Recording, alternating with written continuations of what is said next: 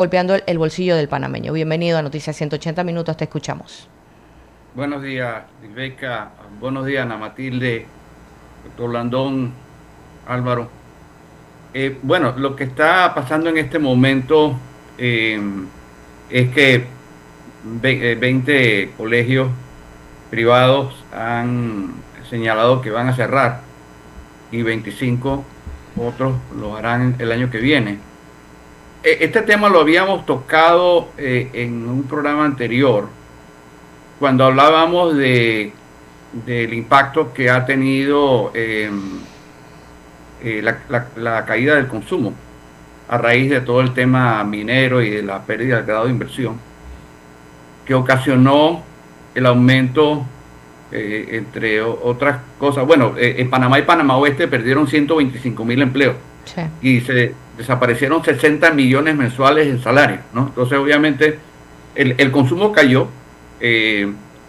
Las recaudaciones de ITBMS en el primer semestre de este año marchan 11% por debajo del año pasado, es decir, en los 5 primeros meses de este año ha habido 128 millones mensuales menos de consumo. Y sabemos que en Panamá y Panamá Oeste se perdieron 60 millones mensuales de masa salarial.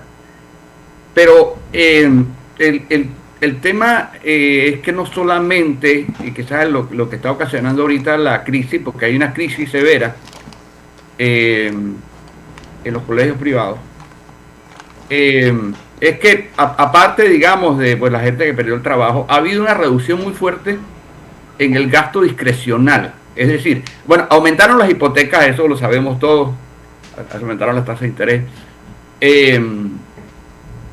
Y la gente ha hecho ajustes. De hecho, la morosidad en hipotecas bajó, ¿okay?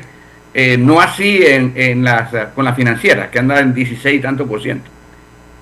Pero uno de los, bueno, obviamente, y esto está, el epicentro de la contracción del consumo está en Panamá y Panamá Oeste. Como dije, Panamá y Panamá Oeste perdieron 125,000 empleos entre agosto del 2023 y octubre del 2024. Eso es 71% de todos los empleos que se generaron en Panamá y Panamá Oeste como resultado de la ampliación del canal. O sea, estamos hablando de un golpe muy fuerte.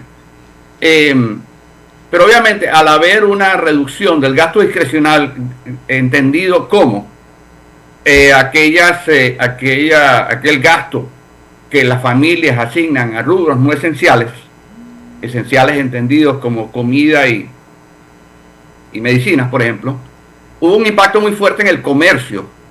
De todos estos empleos perdidos, 1 de cada 5 fueron en el comercio. Obviamente yo restringo,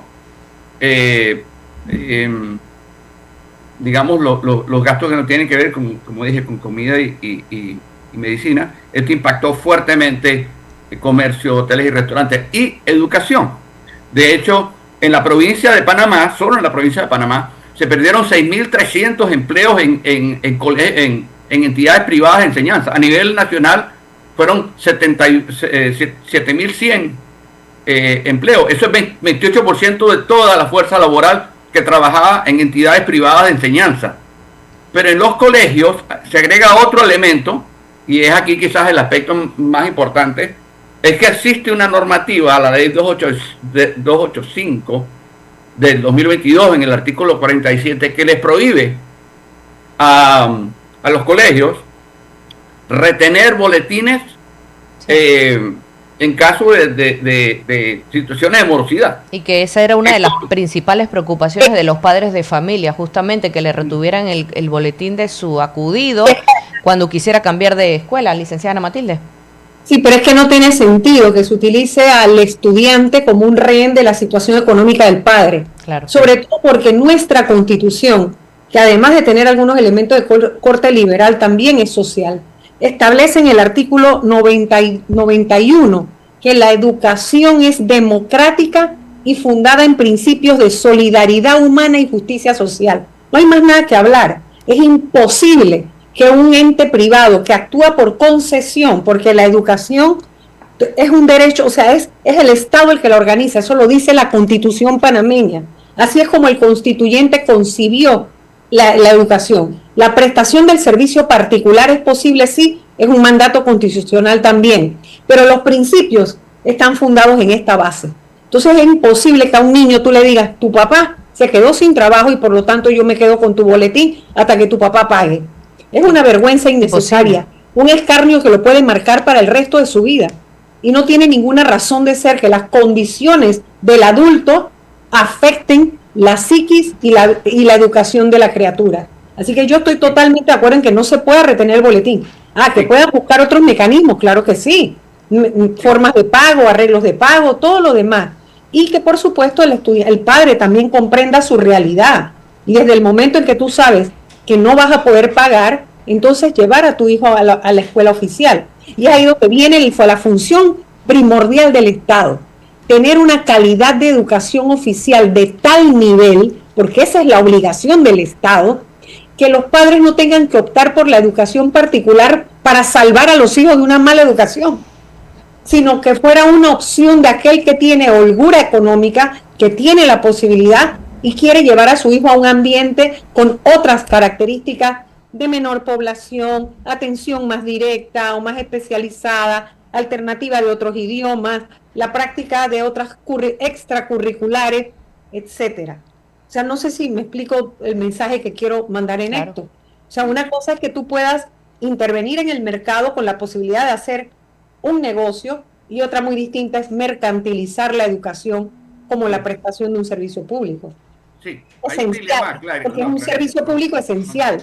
Sí, entonces estamos claros, esto es lo que va a ocasionar, obviamente, ya anunciaron el cierre, esto va a ocasionar acelerar la migración de estudiantes del sector público, perdón, sector privado al sector público, que ya está desbordado. Obviamente es un dilema que se tiene que abordar y que creo que está ocasionando, entonces, aparte de que obviamente es la situación que está, esto es ocasionado o acelerado. No olvidemos que esta ley 285 fue cuestionada y fue ratificada por la Corte Suprema. La constitucionalidad de esos artículos fue ratificada en el 2024,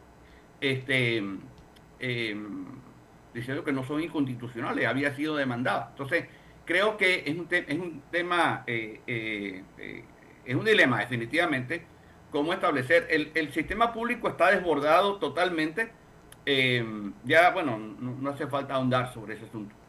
Pero sí creo lo que está faltando, René, a mi juicio, son realmente políticas, o sea, acciones, planes y programas desde el gobierno. Licenciada, pero está faltando políticas en todas las carteras. En todos lados, porque es que falta una visión respecto al hoyo. O sea, ya no nos pueden seguir echando el cuento, que era verdad, de cómo encontraron la finanza. Sí. Eso definitivamente nadie se los va a cuestionar.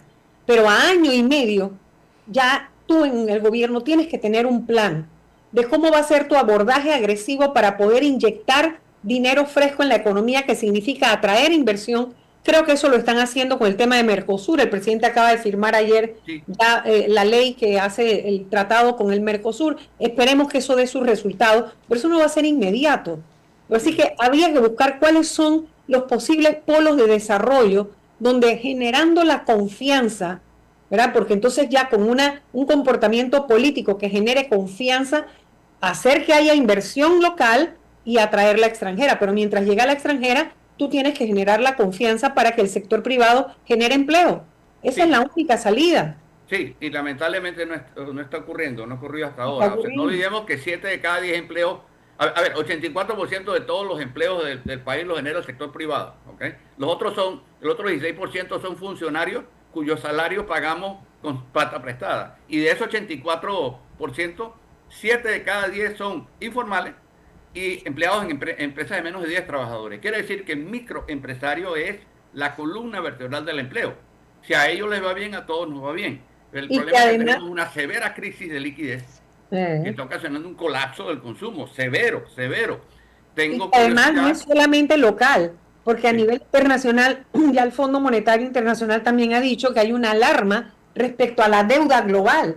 O sea, todos los países han caído en la trampa de vivir del endeudamiento. Sí, y este año los aportes del canal no va a alcanzar ni siquiera para hacer el pago mínimo de la tarjeta de crédito. Es decir, va a ser el servicio de la deuda va a ser mayor que los aportes del canal. Yo creo que eso debe ser un llamado muy fuerte de atención. Claro, es un empeño, un empeño de nuestro futuro. Nos han empeñado el futuro y todavía hay proyectos, como 20 proyectos planea este gobierno con llave en mano, que sabemos que es una modalidad que encarece la obra. Cada vez que un gobierno escoge proyecto llave en mano, le está diciendo al contratista, busca tú tu financiamiento, pon tú la plata, tú eres el que equipa, eres el que diseñas, eres el que construye, eres el que todo. ¿En qué cabeza cabe que esa sea la mejor modalidad si sabemos que así es más costoso el financiamiento? ¿Qué alternativas, René, tenemos para abordar esta situación económica de país como tal? Porque el tema que te traje justamente tenía que ver con la situación económica que atravesaban los colegios privados, quizás cómo controlar el aumento de las matrículas, los costos a este sector de la población. Sin embargo, es un tema que golpea a la sociedad en general. ¿Qué alternativas tenemos como país justamente para el cierre de este año? Sí, a ver, lo que está pasando, los colegios privados son otras víctimas de la pérdida del grado de inversión. Sencillo, vamos por cómo se están estableciendo las cosas. Obviamente, muchos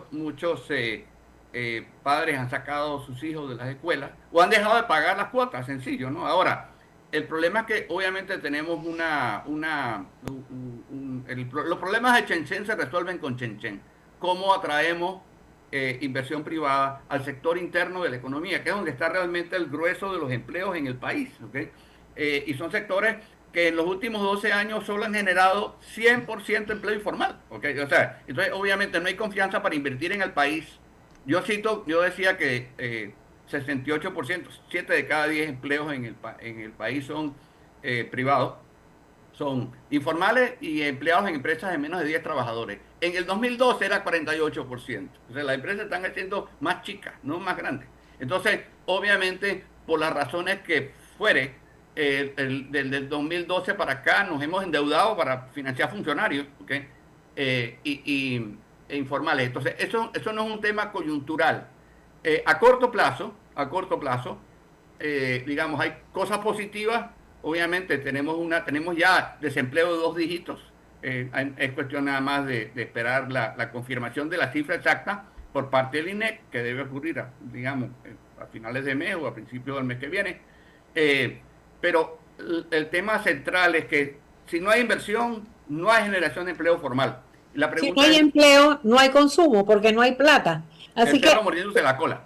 Pero por eso es que es importante que un gobierno enfoque su política pública agresiva de inyección económica en ese tejido que es el de la mediana y pequeña empresa, que es lo que más empleo genera, que es donde está el día a día, no en todo lo que son, que si peluquerías, que si impresiones, que si tiene que ser modisterías, que si tiene que... Todo eso que contrata 5, 6 personas, 3, 4 personas, pero que enseguida llega la plata al barrio.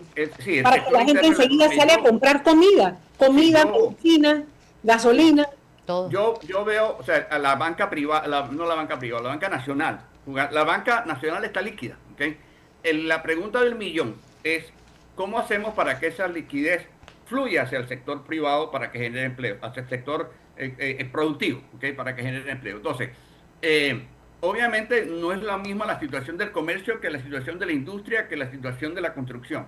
Entonces, y uno de los temas fundamentales que está, digamos, inhibiendo la confianza es justamente todo lo que es la burocracia, todo lo que son la tramitología y todas estas oportunidades, digamos, de demoras y trabas. Ahora, a corto plazo, ¿qué va a ocurrir como aspecto positivo? Obviamente hubo una disminución del riesgo país. A mucha gente no le presta mucha atención, pero bueno, lo que estamos viendo con los colegios privados es resultado de la pérdida del grado de inversión. Sencillo, no hay que darle mucha vuelta a eso. Al disminuir el riesgo país, va a disminuir el costo del dinero. Ahora bien, esto no significa, oye, bajó el costo del dinero, vamos a seguir endeudándonos. No, ya se nos acabó el saldo de la tarjeta de crédito. La pregunta fundamental debe ser, digamos, un aspecto positivo es que los financiamientos bancarios del sector productivo hasta agosto marchan 20% por encima del año pasado. Eso es una señal positiva, nada para festejar con champaña. Sin embargo, puede ser indicativo de que va a seguir incrementando las contrataciones, ¿no? A futuro. Al resto del año veo un aumento estacional en el empleo, que ocurre todos los años, no es nada nuevo. Cuando salga la cifra de desempleo, pues obviamente va a generar mucha cobertura. El año que viene, esos empleos que se van a generar para diciembre no van a estar en enero, porque son empleos estacionales, pero en enero comienzan los proyectos de infraestructura del gobierno. Estamos hablando de una inversión importante, si la memoria no me traiciona, son como 11 mil millones de dólares. Eso va a reactivar la construcción tiene mucho derrame.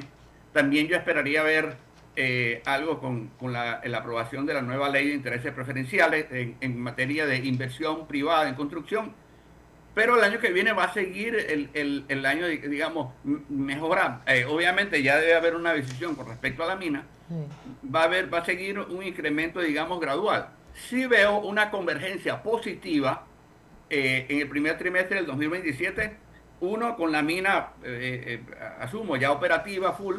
Segundo, y el inicio de la construcción del tren de gasoducto y Río Indio.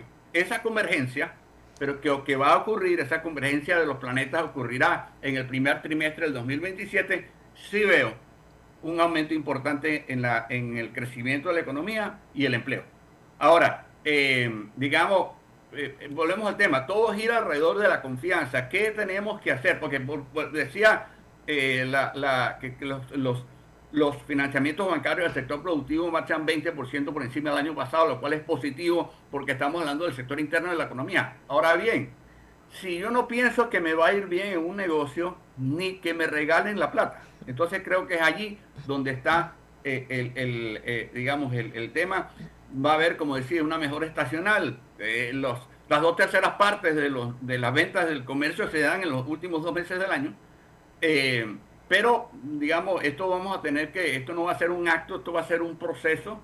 Creo que, sí, efectivamente, las gestiones que se están haciendo para incorporar a Panamá Mercosur me parece positivo, las gestiones del presidente para atraer inversión me parece positivo, pero eso lleva tiempo, eso no es como un carro que uno prende y sale. Así que yo, a pesar de todo, obviamente, nuestro gran problema es que necesitamos inversión privada, pero estamos adictos a la deuda. O sea, al punto tal, como decía, que los aportes del canal no van a alcanzar ni para pagar el pago mínimo de la tarjeta de crédito. Eso debería ser hacer un llamado de atención. Muy bien.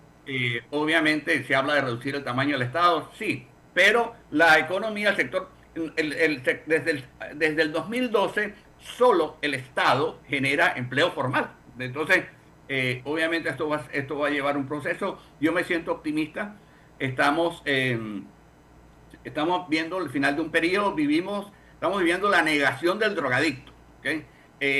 Y se nos acabó el saldo de la tarjeta de crédito. Con droga, quiero decir, el endeudamiento, ¿okay?